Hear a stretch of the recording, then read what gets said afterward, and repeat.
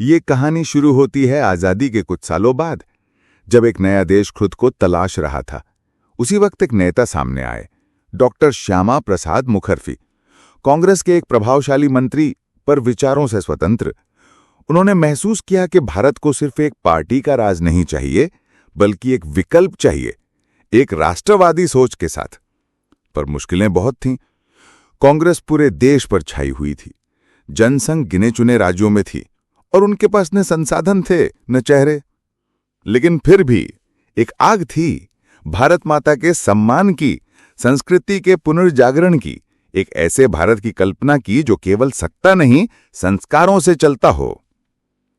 1975 में लगा आपातकाल और देश का लोकतंत्र सांस रोककर बैठ गया। लेकिन वहीं जनसंघ के नेताओं ने आवाज उठाई। डॉक्टर श्यामा प्रसाद मुखर्जी, लाल कृष्ण आडवाणी और कई नेता जेल चले गए, पर झुके नहीं। जब इमरजेंसी खत्म हुई, जनसंघ जनता पार्टी में मिल गया। 1977 में विपक्ष सत्ता में आया, लेकिन यह गठबंधन ज्यादा दिन नहीं टिक पाया। लेकिन यही अनुभव था जिसने बीजेपी को आत्मचिंतन सिखाया। 1980 में भारतीय जनता पार्टी का जन्म हुआ, साफ घोषणा के साथ, हम राजनीति में राष्ट्रवाद लेकर आएंगे। पहला अध्यक्ष बनी अटल बिहारी वाजपेयी, लेकिन शुरुआती चुनावों में जनता ने खास ध्यान नहीं दिया। 1984 का चुनाव तो ऐसा था जहां बीजेपी सिर्फ 2 सीटें जीत पाई थी। 2 सीटें। जिस पार्टी पर आज करोड़ों लोग गर्व करते हैं, वो कभी संसद में एक गिनती में भी नहीं आती थी। लेकिन यही हार उनके इरादों को पिघला नहीं पाई, बल्कि और फौलाद बना गई। फिर आया वो दौर जिसने बीजेपी की पहचान देश भर में गूंजा थी, राम जन्मभूमि आंदोलन। आडवाणी जी की रथ यात्रा ने देश को झकझोर दिया। बीजेपी अब सिर्फ एक पार्टी नहीं रही, ये एक आस्था बन गई थी।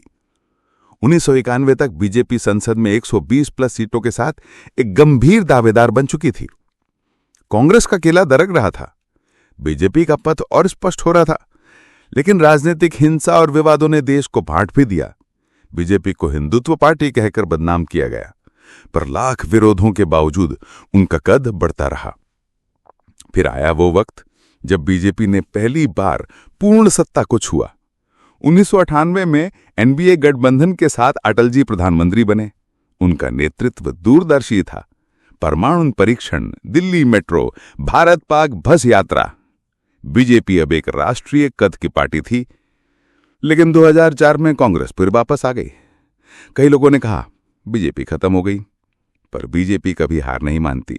एक नए नेता का उदय होने वाला था जो सब कुछ बदल देने वाला था। 2014 देश एक चौराहे पर खड़ा था। जनता थक चुकी थी, घोटालों से, गठबंधन सरकार की बेबसी से और उस राजनीति से जिसमें वादा सिर्फ जुमला बन गया था। तभी देश की राजनीति में एक चेहरा उभरा, नरेंद्र दामोदर दास मोदी। एक ऐसा नेता जो न खानदान से आया था न राजधानी से, बल्कि गुजरात की गलियों से निकलकर देश की सबसे ऊंची कुर्सी की तरफ बढ़ रहा था। मैं चाय बेचता था, ये लाइन नारा नहीं बनी, ये लोगों के दिलों में उम्मीद बन गई। मोदी को बीजेपी ने प्रधानमंत्री पद का चेहरा बनाया। देश भर में रैलियों का ऐसा तूफान आया जिसने विपक्ष को ही नहीं, जनता को भी झकझोर दिया। अच्छे दिन आएंगे, सबका साथ, सबका विकास। मित्रों, इन शब्दों ने सोशल मीडिया, गली मोहल्लों और गांवों की चाय की दुकानों पर राजनीतिक चर्चा को जीवंत कर दिया। और फिर आया 16 मई 2014। बीजेपी को अकेले 282 सीटें, एनडीए मिलाकर 336 सीटें। यह सिर्फ जीत नहीं थी, ये जनता का जनादेश था कि अब देश को एक मजबूत नेतृत्व चाहिए, न कि घिसा पिटा गठबंधन। मोदी सरकार ने शुरुआत से यह दिखा दिया कि वो अलग है। पहली कैबिनेट बैठक से ही साफ था, अब फाइलें धूल नहीं खाएंगी, अब स्कीमें सिर्फ पोस्टर नहीं होंगी, अब भारत बदलेगा। जनधन योजना से करोड़ों लोगों के बैंक खाते खुले। स्वच्छ भारत अभियान से देश के गांव-गांव में शौचालय बनवाए गए। उज्ज्वला योजना से महिलाओं को धुएं से मुक्ति मिली। डिजिटल इंडिया ने सुदूर गांवों तक इंटरनेट पहुंचाया। Startup India, make in India और स्किल इंडिया से युवाओं को नए अवसर मिले। और सबसे अहम बात, मोदी का चेहरा हर गरीब के घर की पहचान बन गया। चाय वाला, मजदूर, किसान, हर किसी को लगा ये पीएम अपना है। 2019 में फिर चुनाव आए। अब मुद्दा सिर्फ विकास नहीं था, अब मुद्दा था विवादों के बावजूद विश्वास, क्योंकि राफेल से लेकर नोटबंदी तक विरोधियों ने जम के आरोप लगाए। लेकिन नतीजे क्या है?